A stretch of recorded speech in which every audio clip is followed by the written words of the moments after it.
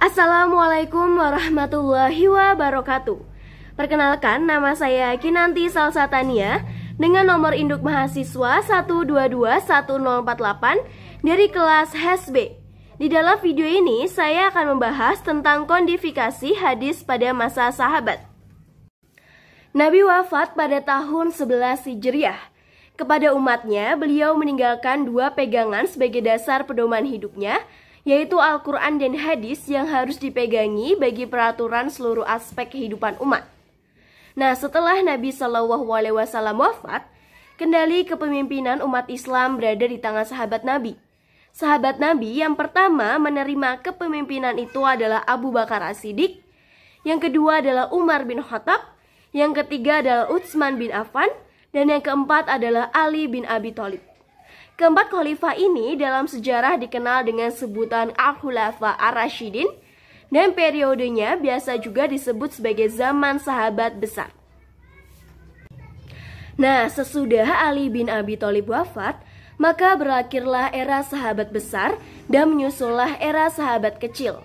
Pada masa itu, muncullah para tabi'in besar yang bekerja sama dalam perkembangan pengetahuan dengan para sahabat Nabi yang masih hidup pada masa itu.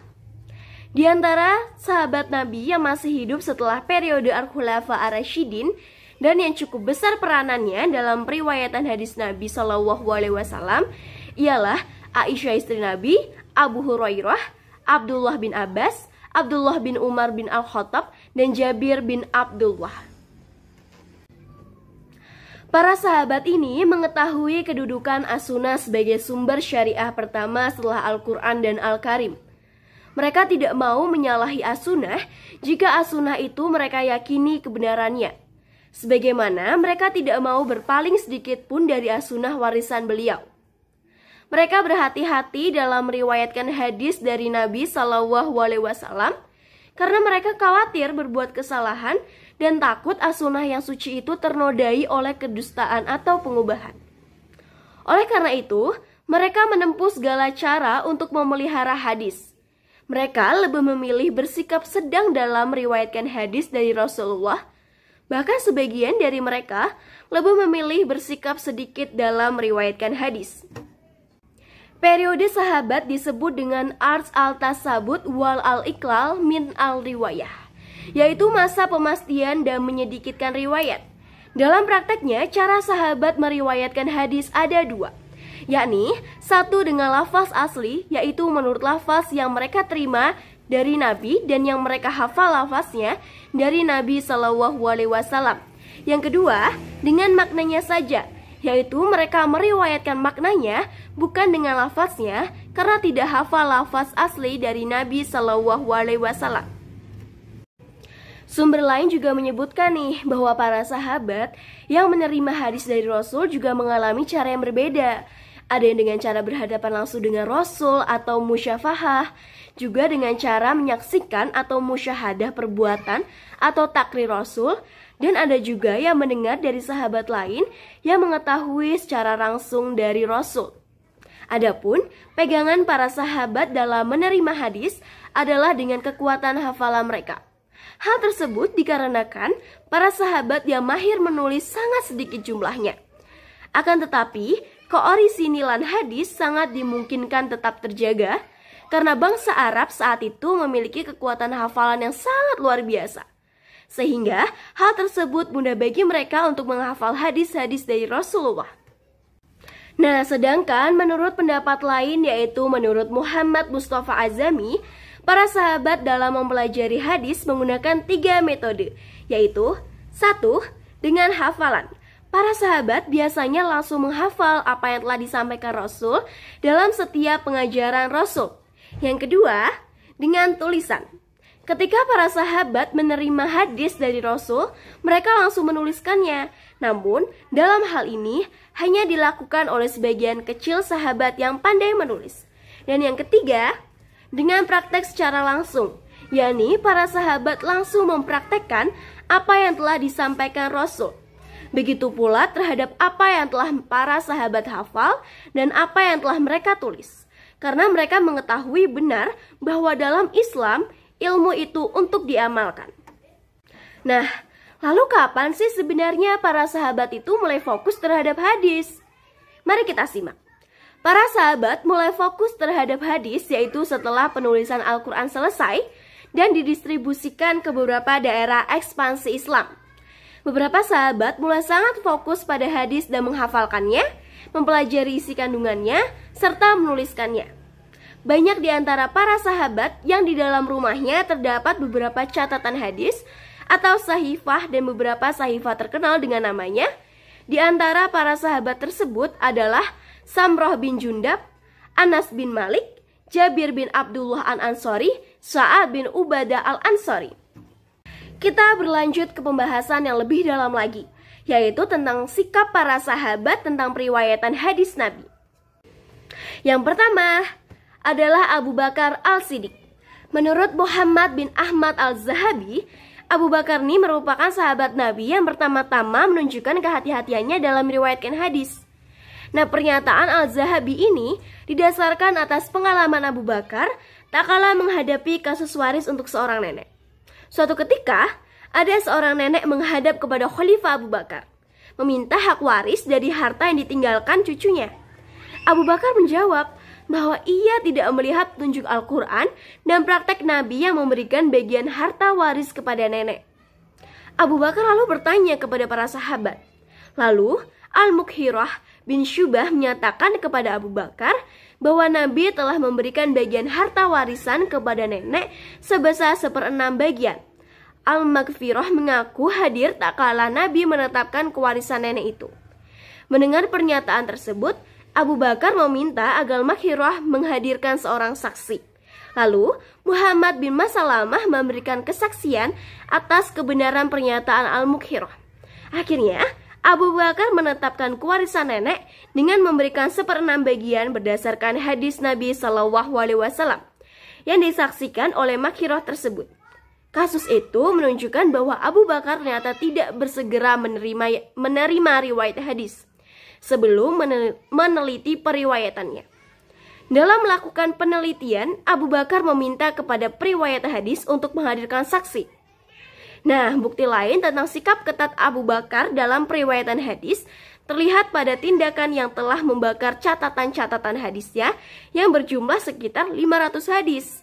Hal itu dilakukan oleh Abu Bakar karena ia khawatir berbuat salah dalam periwayatan hadis. Nah, data sejarah tentang kegiatan periwayatan hadis di kalangan umat Islam pada masa Khalifah Abu Bakar sangat terbatas. Kenapa sih? Hal ini dapat dimaklumi karena pada masa pemerintahan Abu Bakar, umat Islam ini sedang dihadapkan pada berbagai ancaman dan kekacauan yang membahayakan pemerintahan dan negara. Maka, dapat disimpulkan bahwa periwayatan hadis pada masa Khalifah Abu Bakar dapat dikatakan belum merupakan kegiatan yang menonjol di kalangan umat Islam.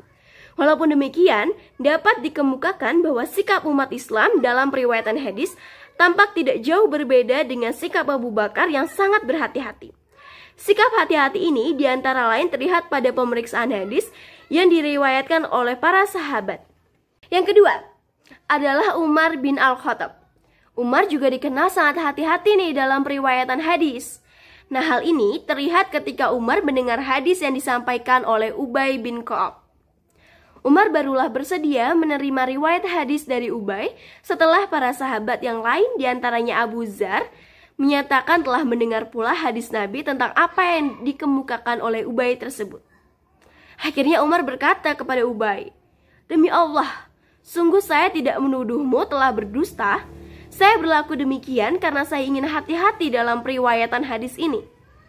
Nah, apa yang dialami oleh Ubay bin Ka'ab tersebut telah dialami juga oleh Abu Musa Al-Ash'ari, Al-Maghfirah bin Syubah, dan yang lainnya. Semua itu menunjukkan kehati-hatian Umar dalam periwayatan hadis. Di samping itu, Umar juga menekankan kepada para sahabat agar tidak memperbanyak periwayatan hadis di masyarakat. Kenapa sih alasannya apa?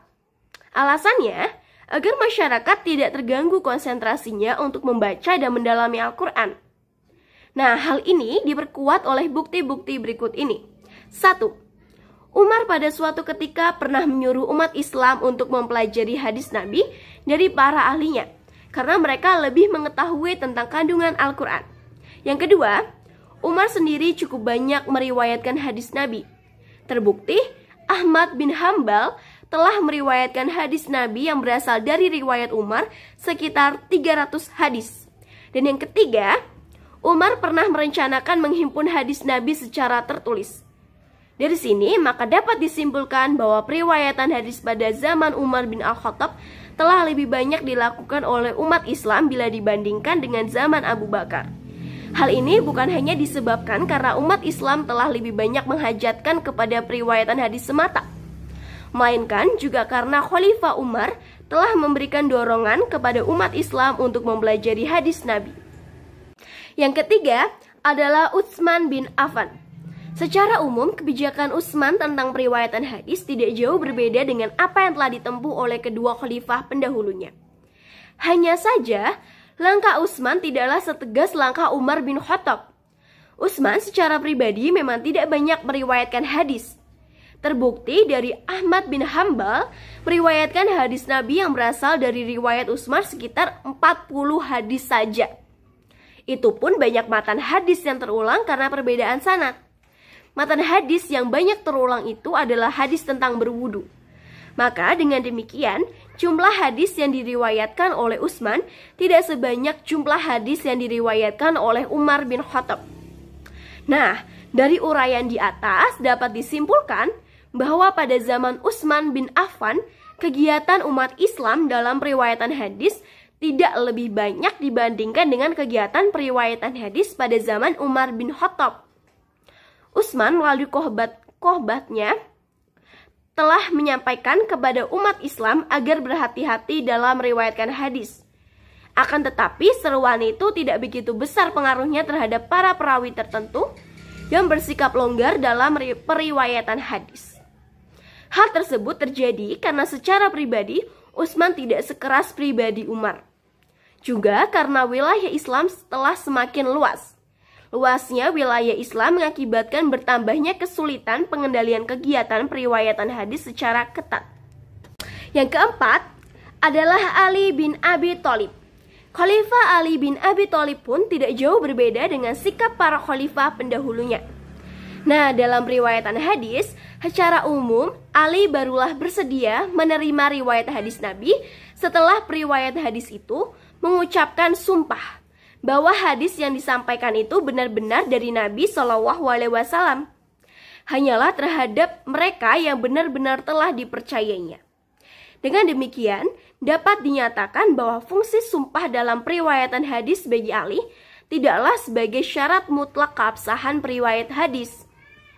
Sumpah dianggap tidak perlu apabila orang yang menyampaikan riwayat hadis telah benar-benar tidak mungkin keliru. Nah, Ali bin Abi Thalib sendiri cukup banyak meriwayatkan hadis Nabi nih. Hadis yang diuraikannya selain dalam bentuk lisan juga dalam bentuk tulisan atau catatan. Hadis yang berupa catatan isinya berkisah tentang hukuman denda atau diat, pembahasan orang Islam yang ditawan oleh orang kafir, dan larangan melakukan hukum qisas atau qisos terhadap orang Islam yang membunuh orang kafir. Ahmad bin Hambal telah meriwayatkan hadis melalui riwayat Ali bin Abi Thalib sebanyak lebih dari 780 hadis.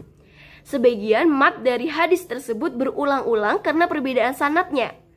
Nah, dengan demikian, dalam Musnad Ahmad, Ali bin Abi Thalib merupakan periwayat hadis yang terbanyak bila dibandingkan dengan ketiga khalifah pendahulunya. Dilihat dari kebijaksanaan pemerintah, kehati-hatian dalam periwayatan hadis pada zaman Khalifah Ali bin Abi Thalib sama dengan pada zaman sebelumnya. Akan tetapi, situasi umat Islam pada zaman Ali telah berbeda dengan situasi pada zaman sebelumnya. Pada zaman Ali, pertentangan politik di kalangan umat Islam telah makin menajam. Peperangan antara kelompok pendukung Ali dengan pendukung Muawiyah telah terjadi. Hal ini membawa dampak negatif dalam bidang kegiatan periwayatan hadis. Kepentingan politik telah mendorong terjadinya pemalsuan hadis. Nah, setelah pembahasan-pembahasan tadi nih, kita dapat menyimpulkan bahwa kebijaksanaan para sahabat tentang periwayatan hadis adalah sebagai berikut. 1. seluruh khalifah sependapat tentang pentingnya sikap hati-hati dalam periwayatan hadis. Yang kedua, larangan memperbanyak hadis, terutama yang ditekankan oleh Khalifah Umar. Tujuan pokoknya ialah agar periwayat bersikap selektif dalam meriwayatkan hadis dan agar masyarakat tidak dipalingkan perhatiannya dari Al-Quran. Yang ketiga, menghadirkan saksi atau mengucapkan sumpah bagi periwayat hadis. Ini merupakan salah satu cara untuk meneliti riwayat hadis. Riwayat yang dinilai memiliki kredibilitas yang tinggi tidak dibebani kewajiban mengajukan saksi atau sumpah. 4. Masing-masing khalifah telah meriwayatkan hadis. Riwayat hadis yang disampaikan oleh ketiga khalifah yang pertama seluruhnya dalam bentuk lisan. Hanya Ali bin Abi Thalib yang meriwayatkan hadis secara tulisan di samping secara lisan. Nah, adapun penulisan hadis pada masa sahabat masih tetap terbatas dan belum dilakukan secara resmi. Walaupun pernah Khalifah Umar bin Khattab mempunyai gagasan untuk membukukan hadis, namun niatan tersebut diurungkan setelah beliau melakukan sholat istikharah. Para sahabat tidak melakukan penulisan hadis secara resmi karena pertimbangan-pertimbangan berikut ini. 1. Agar tidak memalingkan umat Islam dari perhatiannya terhadap Al-Quran.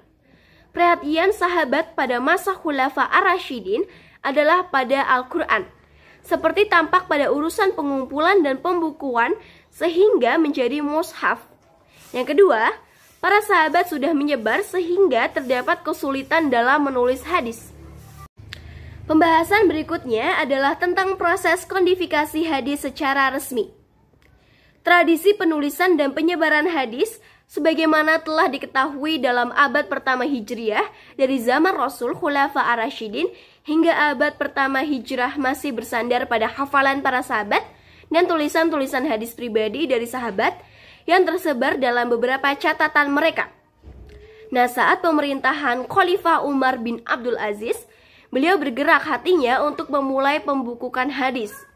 Dikatakan resmi dan massal karena kegiatan penghimpunan itu adalah kebijakan dari kepala negara dan perintah negara itu ditunjukkan kepada gubernur serta ulama hadis pada masa itu. Lalu, apa sih yang membuat Umar bin Abdul Aziz ini berniat untuk membukukan hadis secara resmi? Nah, berikut ini adalah beberapa aspek yang melatar belakangi gagasan Umar bin Abdul Aziz untuk membukukan hadis secara resmi. Di antaranya adalah 1. Khalifah Umar bin Abdul Aziz khawatir jika nanti hadis Rasulullah disia-siakan oleh umatnya. Hal ini karena sebelumnya hadis tersebar dalam lembaran dan catatan sahabat, di mana masing-masing sahabat memiliki catatan sendiri, seperti Sahifah Abdullah bin Umar, Jabir, dan Hammam bin Munabbih. Para ahli hadis menyerahkan urusan penulisan hadis kepada hafalan-hafalan para sahabat yang lafaznya diterima dari Nabi. Ada juga sahabat yang hanya tahu maknanya tetapi tidak hafal lafaznya, sehingga terjadilah perselisihan riwayat penukilan sekaligus perawinya. Yang kedua, dikhawatirkan terjadi penambahan atau pengurangan pada lafaz-lafaz hadis yang diriwayatkan. Karena pada masa Nabi ataupun masa sahabat, penulisan dan penyebaran hadis masih bersifat kolektif individual. Ditambah lagi dengan kemampuan para sahabat yang berbeda-beda dalam menerima hadis. Yang ketiga, Khalifah Umar bin Abdul Aziz merasa khawatir dan cemas terhadap hadis yang berbeda pada hafalan sahabat yang akan hilang begitu saja. Hal ini karena semakin meluasnya kekuasaan Islam di berbagai negara serta memiliki pengaruh besar di 3 benua yaitu Asia, Afrika, dan sebagian benua Eropa, yang membuat para sahabat tersebar di berbagai negara. Yang keempat, muncullah hadis-hadis palsu, terutama setelah wafatnya Khalifah Ali bin Abi Thalib sampai pada masa dinasti Umayyah. Sehingga kondisi demikian menyebabkan masing-masing dari mereka untuk mendatangkan keterangan-keterangan hadis yang diperlukan sebagai keabsahan golongan mereka sebagai golongan yang paling benar.